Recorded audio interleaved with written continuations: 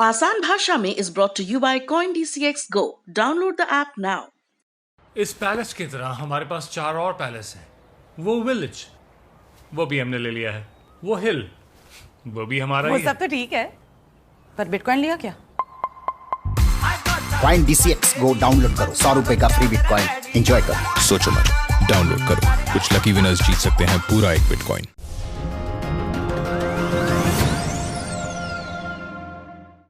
नमस्कार, मेरा नाम है प्रगति वाजपेयी और आप देख रहे हैं the Lallan top. Financial world यानी अर्थ जगत में एक टर्म बेहद पॉपुलर हो रही है आजकल, जिसको कहते हैं क्रिप्टो करेंसी। हर कोई इसके बारे में बात करता नज़र आ रहा है, लेकिन समस्या सबसे बड़ी ये है कि जितनी बड़ी आबादी इसके बारे में बात कर रही है, इसके बारे में जानकारी उतनी ही कम है, या कहूँ कि थोड़ी गोल गोल सी है तो गलत नहीं होगा। इसीलिए हमने सोचा कि क्यों ना आपको क्रिप्टो करेंसी के बारे में बताया जाए सब कुछ, जो भी आप जानना चाहते हैं, जो भी सवाल आपके इस करेंसी को लेकर के आपके दिमाग में उठ रहे हैं, उन सभी सवालों के जवाब देने की हम कोशिश कर रहे हैं इस वीडियो में, लेकिन बिल्कुल आसान भाषा में, ताकि हम और आप इसे आसानी से समझ सकें। क्रिप्टो करेंसी के बारे में बात करूं उससे पहले मैं बताती हूं कि आखिर करेंसी क्या होती है। करेंसी के बारे में अगर आप अर्थशास्त्र में पढ़ने जाएंगे तो आपको पढ़ने को मिलता है कि money is what money does. काफ़ी भारी भरकम सी परिभाषा हो गई ना। इसको सिंप्लीफाई करते हैं, एक उदाहरण से आपको समझाती हूँ कि मान लीजिए आप किसी अनजान इंसान से, जिसको आप जानते नहीं हैं, जिससे आपका कोई रिश्ता नहीं है, उससे आप कोई भी वस्तु या सेवा खरीदते हैं और उसको लेने के बदले आप जो भी चीज़ उसे दे रहे हैं वो करेंसी होती है। काफ़ी सिंप्लीफाइड परिभाषा है, लेकिन यकीन मानिए इसके बीच में जो सवाल जवाब हैं, जो प्रोज एंड कॉन्स हैं, अगर आप उनके जवाब ढूंढने निकलेंगे तो आप पूरी की पूरी एक किताब लिख सकते हैं। जैसे कि मनी और करेंसी में डिफरेंस क्या होता है, इसमें सरकार का रोल क्या होता है, नोट और सिक्के कैसे अलग अलग होते हैं, वगैरह वगैरह। लेकिन इसकी सबसे अच्छी बात यह है कि मुझे और आपको करेंसी के बारे में समझाना बिल्कुल वैसे ही है जैसे कि मछली से ये पूछना कि पानी क्या होता है। मछली कहेगी कि मेरे आसपास जो कुछ भी है वो सब पानी है, लेकिन एग्जैक्टली पानी क्या है उसे भी नहीं पता। करेंसी के इस अथाह समुंदर में गोते लगाने से बेहतर है कि मैं आपको सीधे बताऊं कि डिजिटल करेंसी क्या होती है। जैसा कि नाम से ही पता चल रहा है कि डिजिटल करेंसी वो करेंसी जो ऑनलाइन दुनिया में यानी कंप्यूटर की दुनिया में अवेलेबल होती है। इसको हम नोट और सिक्कों की तरह हाथ में लेकर छू नहीं सकते, ये पूरी तरह से वर्चुअल होती है। लेकिन यहाँ पर आपको डिजिटल करेंसी और डिजिटल ट्रांजैक्शन के बीच में बिल्कुल भी कंफ्यूज नहीं होना है। डिजिटल ट्रांजैक्शन और डिजिटल करेंसी बिल्कुल अलग अलग चीज़ें होती हैं। एक उदाहरण से समझिए, जैसे डिजिटली आपने किसी को भी 1000 रुपये ट्रांसफ़र किए ऑनलाइन, इसे कहेंगे डिजिटल ट्रांजैक्शन। और ये 1000 रुपये कोई भी इंसान किसी भी ATM से, किसी भी बैंक से जाकर के विड्रॉ कर सकता है, यानी उसे अपने हाथ में ले सकता है। लेकिन डिजिटल करेंसी के साथ ऐसा करना मुमकिन नहीं होता, उसको आप हाथ में नहीं ले सकते। और यही इन दोनों के बीच में सबसे बड़ा डिफरेंस होता है, क्योंकि डिजिटल ट्रांजैक्शन की जो अंडरलाइंग करेंसी होती है वो हमारे और आपके द्वारा इस्तेमाल की जाने वाली ही करेंसी होती है। अब आते हैं हम क्रिप्टो करेंसी पर। तो क्रिप्टो करेंसी भी एक तरह की डिजिटल करेंसी होती है, बस अंतर ये है कि इसमें क्रिप्टो वर्ड जुड़ गया है। जैसे व्हाट्सएप में भी आजकल आपने पढ़ा होगा कि ये message end to end encrypted है, ठीक उसी तरह से क्रिप्टो करेंसी को भी क्रिप्टो यानी कूटों के माध्यम से सुरक्षित किया गया है। यानी व्हाट्सएप और क्रिप्टो करेंसी में एक चीज़ कॉमन है कि इनको क्रिप्टो कोड के माध्यम से सुरक्षित किया गया है। एक और ख़ास बात है, जहां नोट और सिक्कों के ऊपर किसी भी देश की सरकार, वहां के केंद्रीय बैंक का नियंत्रण होता है, लेकिन क्रिप्टो करेंसी के साथ ऐसा नहीं होता। क्रिप्टो करेंसी के ऊपर किसी भी देश की सरकार, केंद्रीय बैंक, प्राइवेट संस्था या किसी भी इंडिविजुअल का कोई कंट्रोल नहीं होता। तो आप सोच रहे होंगे कि जब कोई भी संस्था, कोई कंपनी इसको कंट्रोल नहीं करती तो फिर आखिर इससे कंट्रोल कौन करता है? इसे बनाता बेशक कोई इंडिविजुअल है, लेकिन एक बार अस्तित्व में आ जाने के बाद ये किसी की भी पर्सनल प्रॉपर्टी नहीं होती। मतलब इसे कोई भी सरकार, संस्था या कोई व्यक्ति कंट्रोल नहीं कर सकता, बल्कि ये खुद अपने आप को कंट्रोल करती है। कैसे? इकोनॉमिक्स के basic rule demand and supply के हिसाब से। जितनी ज़्यादा इसकी डिमांड होती है, इसकी वैल्यू उतनी ही ज़्यादा होती है। अब आप सोच रहे होंगे कि जब किसी देश की सरकार इसे कंट्रोल नहीं करती, किसी संस्था का इस पर कंट्रोल नहीं है, तो डेफिनेटली ये बड़ी रिस्की चीज़ होगी। लेकिन ऐसा नहीं है, क्योंकि सुरक्षा मानकों की वजह से ही इसे बेहद पसंद किया जाता है और यही कारण है कि इसे लोकतांत्रिक करेंसी की संज्ञा दी जा रही है। लोग इसे लोकतांत्रिक करेंसी मान रहे हैं, मतलब जहां नोट और सिक्कों के ऊपर सरकार का नियंत्रण होता है, केंद्रीय बैंक के नियम लागू होते हैं।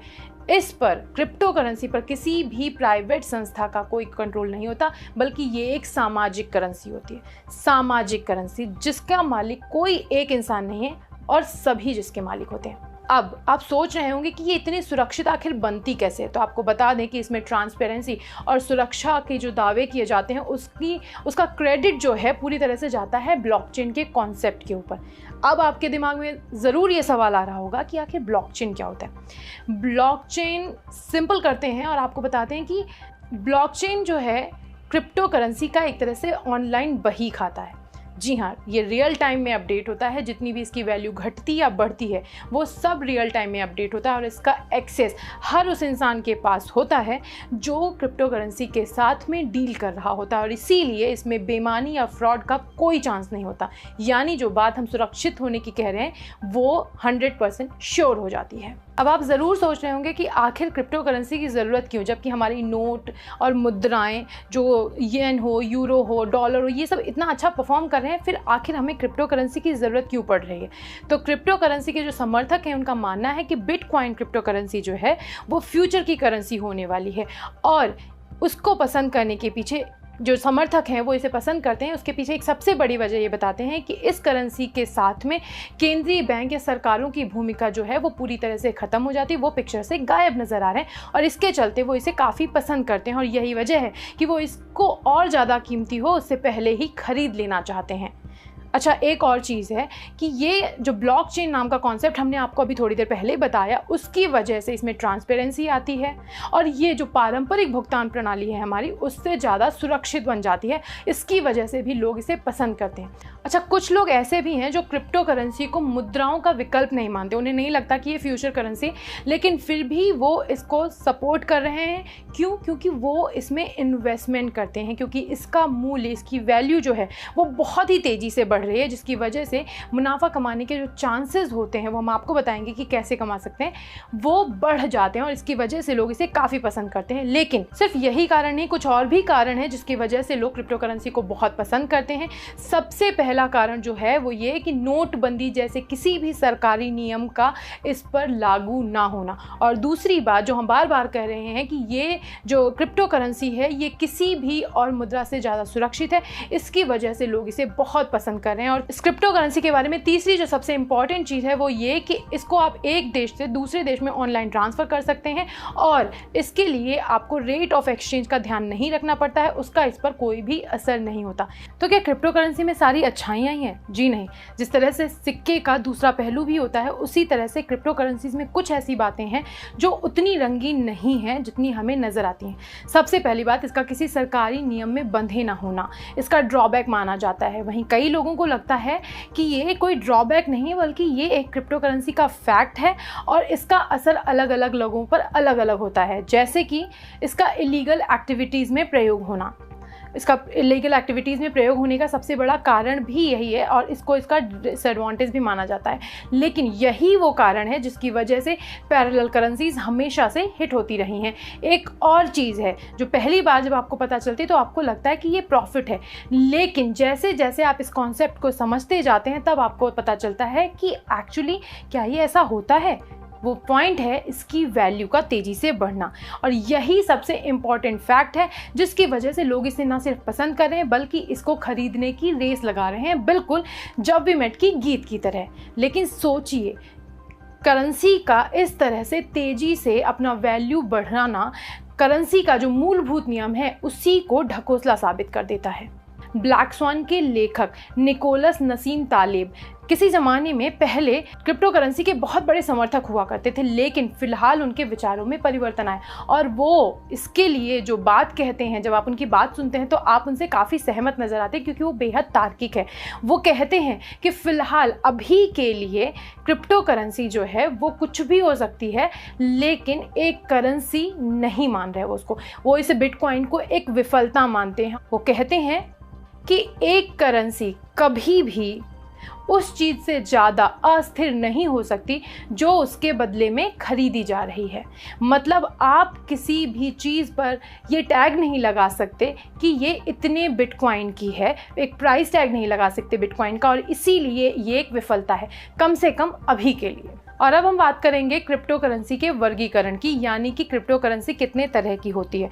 तो करेंसी नाम के वेब पोर्टल के मुताबिक क्रिप्टो करेंसी 7 तरह की होती है। सबसे पहली होती है भुगतान केंद्रित क्रिप्टो करेंसी।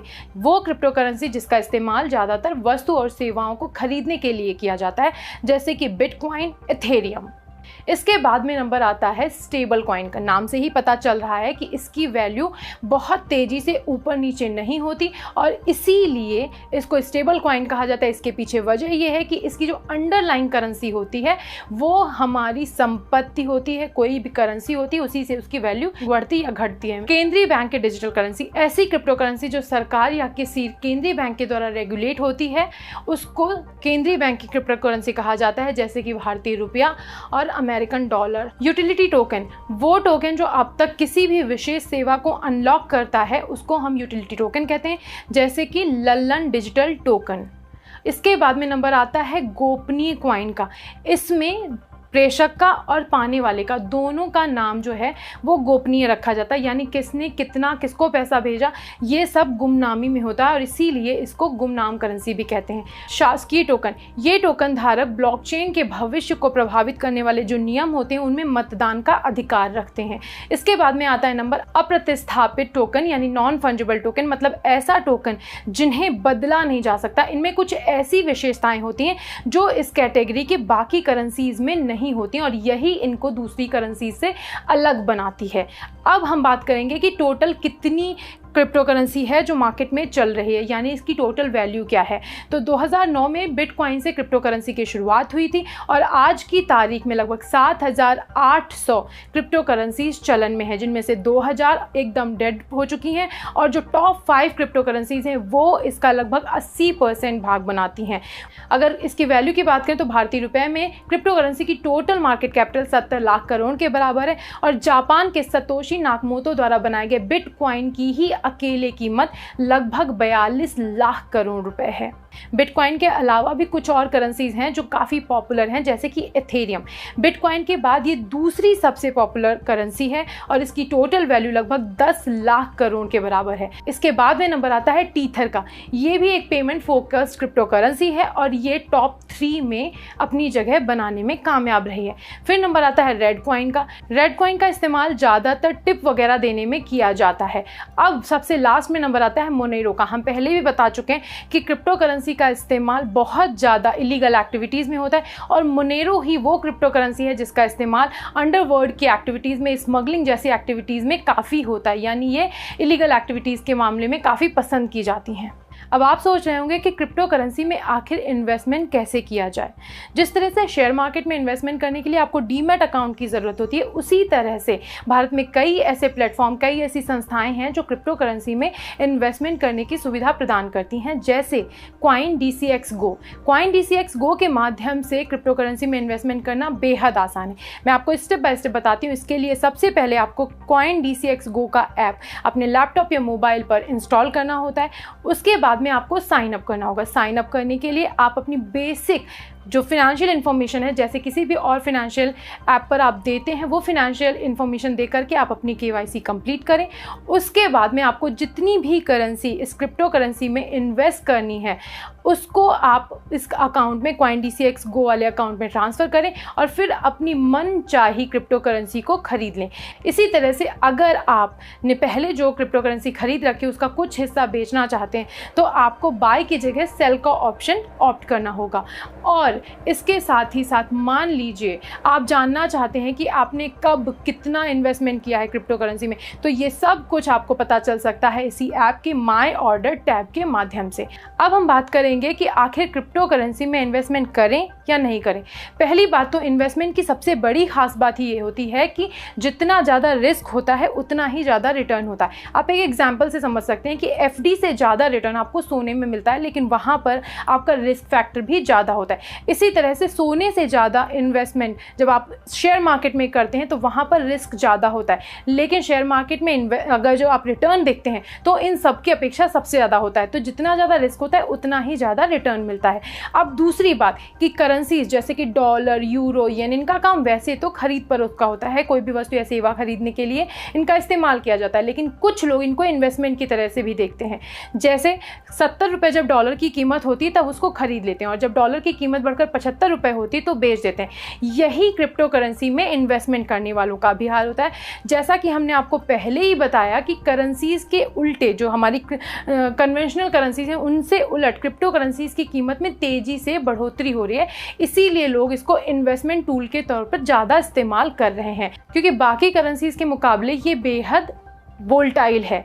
इसीलिए किसी भी चीज़ की कीमत को ये बताना कि ये फलानी चीज़ की कीमत इतने बिटकॉइन है बेहद मुश्किल है, लेकिन यही जो है इसके लिए काफ़ी आसान, मतलब जो इसके समर्थक हैं उनके फेवर में भी काम करती है।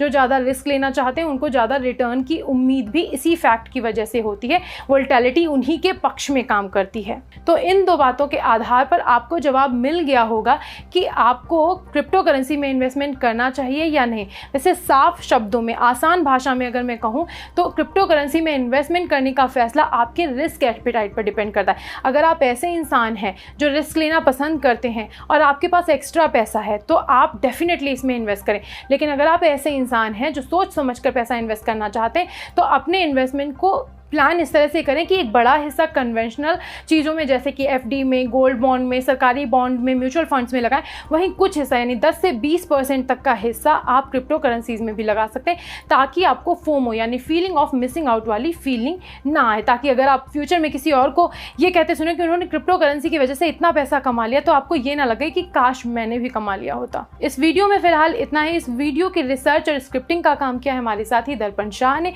उम्मीद करती हूँ कि उनके रिसर्च के हिसाब से आपको काफ़ी मदद मिली होगी क्रिप्टो करेंसीज को बेहतर तरीके से समझने में।